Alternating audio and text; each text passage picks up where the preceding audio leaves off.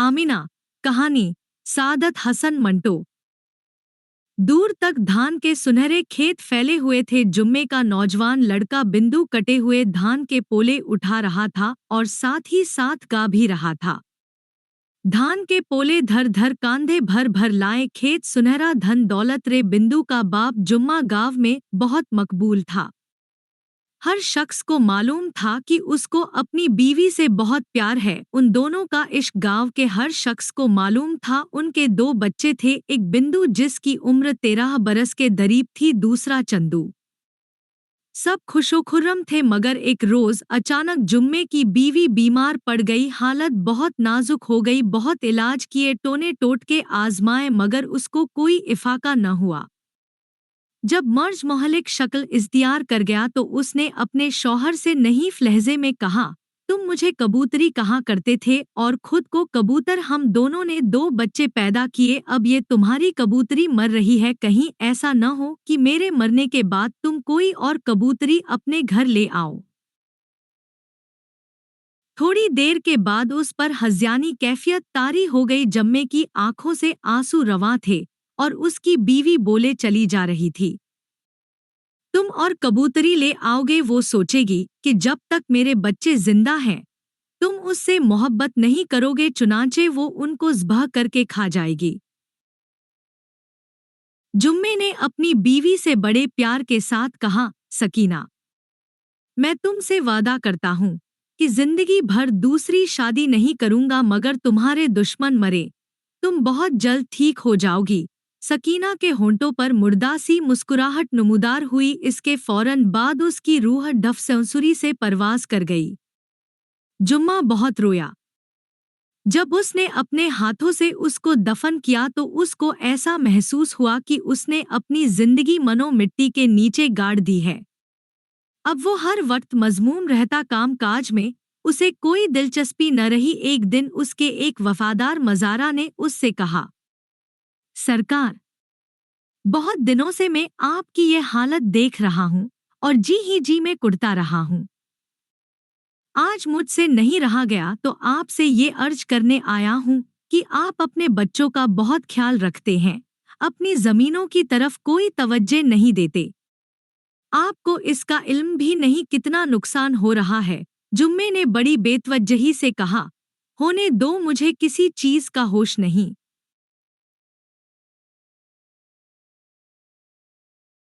सरकार, आप होश में आइए, चारों तरफ दुश्मन ही दुश्मन हैं। ऐसा न हो वो आपकी धफलत से फायदा उठाकर आपकी जमीनों पर धब्जा कर लें।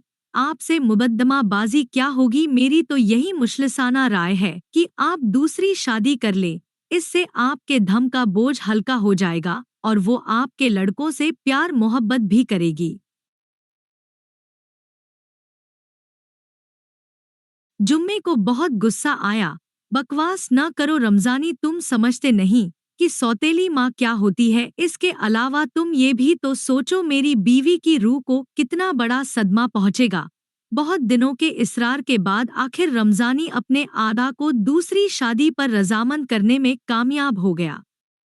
जब शादी हो गई तो उसने अपने लड़कों को एक अलहदा मकान में भेज दिया। हर रोज वहाँ कई कई घंटे रहता और बिंदु और चंदू की दिलजुई करता रहता।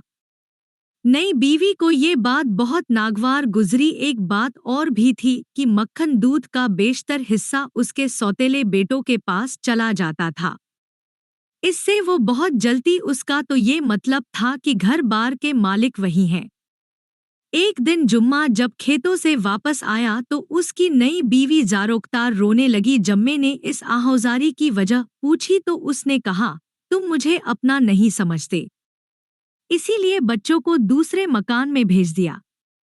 मैं उनकी माँ हूँ, कोई दुश्मन तो नहीं हूँ। मुझे बहुत दुख होता है जब मैं सोचती हूँ कि बेचारे अकेले रहते हैं। जुम्मा इन बातों से बहुत मुतस्सिर हुआ और दूसरे ही दिन बिंदु और चंदू को ले आया और उनको सौतेली माँ के हवाले कर दिया, जिसने उनको इतने प्यार मोहब्बत से रखा कि आसपास के तमाम लोग उसकी तारीफ में रतबुल लिसान हो गए।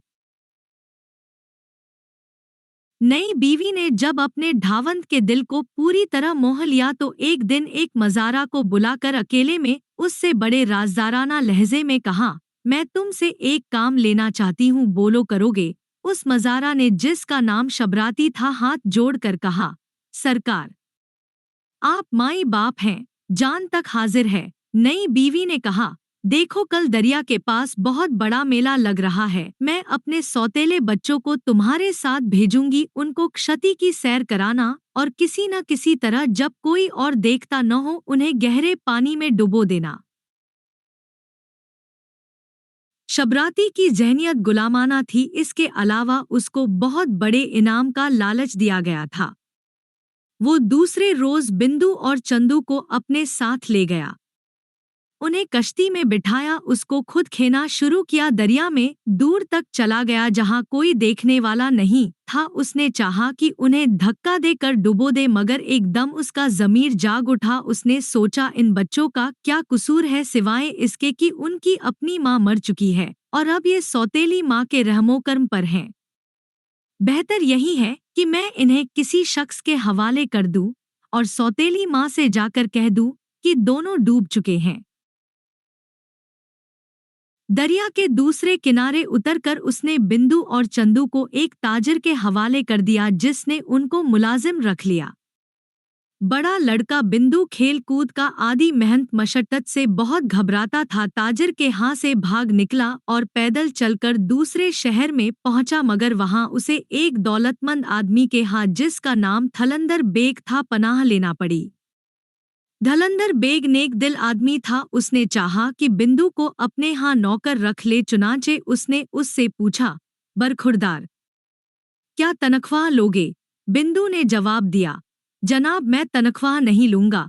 धलंदर बेग को किसी धदर हैरत हुई, लड़का शक्ल-ओ-सूरत का अच्छा था, उसमें गंवारपन भी नहीं था। उसने पूछा, तुम किस नानदान के हो, किस शहर के बाशिंदे हो? बिंदु ने इस सवाल का कोई जवाब न दिया और खामोश रहा, फिर रोने लगा। हलंदर बेग ने उससे मजीद इस्तिफसार करना मुनासिब न समझा। जब बिंदु को उसके यहाँ रहते हुए काफी अरसा गुजर गया तो धलंदर बेग उसकी खुश अतवारी से बहुत मुतस्सिर हुआ। एक दिन उसने अपनी बीवी से कहा, बिंदु मुझे बहुत पसंद है, मैं तो सोचता हूँ उससे अपनी एक लड़की ब्याह दूं। बीवी को अपने ठावंद की ये बात बुरी लगी, लेकिन आखिर उसने कहा, आपसे उसके ढांदान के मुतल्लिक तो दरियाफ्त कीजिए। हलंदर बेग ने कहा, मैंने एक मर्तबा उससे उसके ढांदान के मुतल्लिक पूछा तो वो जारोकतार रोने लगा, फिर मैंने इस मौजू पर उससे कभी गुफ्तगू नहीं की। बिंदु कई बरस धलंदर बेग के यहाँ रहा। जब 20 बरस का हो गया तो धलंदर बेग ने अपना सारा कारोबार उसके सपुर्द कर दिया। काफी अरसा गुजर गया। एक दिन बिंदु ने बड़े अदब से अपने आदा से दरख्वास्त की, दरिया के उस पार दूर जो एक गांव है, वहां मैं छोटा मकान बनवाना चाहता हूँ। क्या मुझे आप इतना रुपया मरहमत फरमा सकते हैं कि मेरी ये ख्वाहिश पूरी हो जाए? हलंदर मुस्कुराया, तुम जितना रुपया चाहो ले सकते हो बेटा, लेकिन ये बताओ कि तुम दरिया पार उतनी दूर मकान क्यों बनवाना चाहते हो? बिंदु ने जवाब दिया, ये राज आप पर अनरीब खुल जाएगा। बिंदु और चंदू का बाप अपने बेटों के फिराट में घुल घुल के मर चुका था। मज़ारों की बड़ी अबतर हालत थी, इसलिए कि जमीनों की देखभाल करने वाला कोई भी न था। बिंदु बहुत सा रुपया लेकर अपने गांव पहुंचा, एक पक्का मकान बनवाया और मज़ारों को खुशहाल कर दिया। बिंदु का भाई चंदू जिस शख्स के यहाँ मुलाजिम हुआ था, उसने उसको बेटा बना लिया था। एक दफा वो खतरनाक तौर पर बीमार पड़ गया तो उस शख्स की बीवी ने, जिसका नाम समद दान था, अपनी बेटी आमिना से कहा कि वो उसकी तीमारदारी करे। आमिना बड़ी नाजुक इंदाम हसीन लड़की थी। दिन रात उसने चंदू की खिदमत की, आखिर वो सेहतमंद हो गया। तीमारदारी के इस दौर में वो कुछ इस तरह घुल मिल गए कि उन दोनों को एक दूसरे से मोहब्बत हो गई। मगर चंदू सोचता था कि आमिना एक दौलतमंद की लड़की है और मैं महज कंगला। उनका आपस में क्या जोड़ है, उसके वालिद भला कब उनकी शादी पर राजी होंगे। लेकिन आमिना को किसी धदर यकीन था कि उसके वालिदैन राजी हो जाएंगे, इसलिए कि वो चंदू को बड़ी अच्छी निगाहों से देखते थे। एक दिन चंदू गाय भैंसों के रेवड़ को जोहड़ पर पानी पिला रहा था कि आमिना दौड़ती हुई आई। उसकी सांस फूली हुई थी, नन्हा सा सीना धड़क रहा था। उसने खुश खुश चंदू से कहा, एक अच्छी खबर लाई हूँ। आज मेरी माँ और बाप मेरी शादी की बात कर रहे थे। उन्होंने फैसला किया कि तुम बड़े अच्छे लड़के हो, इसलिए तुम्हें मेरे साथ ब्याह देना चाहिए। चंदू इस कदर खुश हुआ कि उसने आमिना को उठाकर नाचना शुरू कर दिया। उन दोनों की शादी हो गई। 1 साल के बाद उनके यहाँ एक लड़का पैदा हुआ जिसका नाम जमील रखा गया। जब बिंदु अपने गांव में अच्छी तरह जम गया तो उसने भाई का पता लिया। जाके उससे मिला, दोनों बहुत खुश हुए। बिंदु ने उससे कहा, अब अल्लाह का फजल है, चलो मेरे साथ और दीवानी संभालो। मैं चाहता हूँ तुम्हारी शादी अपनी साली से करा दूं। बड़ी प्यारी लड़की है। चंदू ने उसको बताया कि वो पहले ही शादीशुदा है। सारे हालात सुनकर बिंदु ने उसको समझाया। धलंदर बेग बेहद दौलतमंद आदमी है, उसकी लड़की से शादी कर लो, सारी उम्र ऐश करोगे। आमिना के बाप के पास क्या पड़ा है। चंदू अपने भाई की ये बातें सुनकर लालच में आ गया और दौलतमंद आमिना को छोड़ दिया। तलाकनामा किसी के हाथ भिजवा दिया और उससे मिले बगैर चला गया। चंद रोज के बाद ही बिंदु ने अपने भाई की शादी धलंदर बेग की छोटी लड़की से करा दी। आमिना हैरान और परेशान थी कि उसका प्यारा चंदू एकदम कहाँ गायब हो गया, लेकिन उसको यकीन था कि वो मुझसे मोहब्बत करता है, एक दिन जरूर वापस आ जाएगा।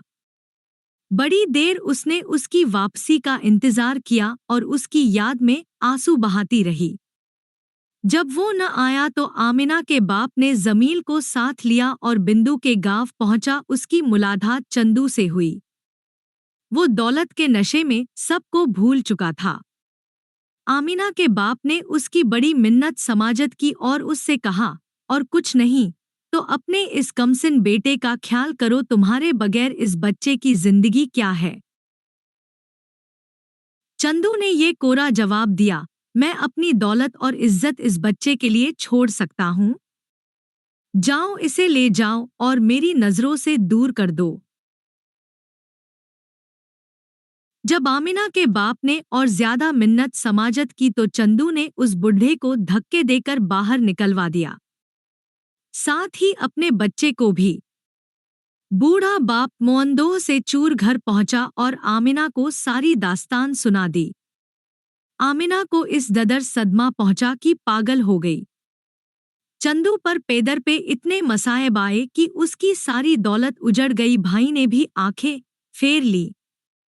बीवी लड़ झगड़ कर अपने मैके चली गई। अब उसको आमिना याद आई। वो उससे मिलने के लिए गया। उसका बेटा जमील हड्डियों का ढांचा उससे घर के बाहर मिला। उसने उसको प्यार किया और आमिना के मुतल्लिक उससे पूछा। जमील ने उससे कहा, आओ तुम्हें बताता हूँ मेरी माँ आजकल कहाँ रहती है। वो उसे दूर ले गया और एक दब्र की तरफ इशारा करके, यहाँ रहती है आमिना अम्मा।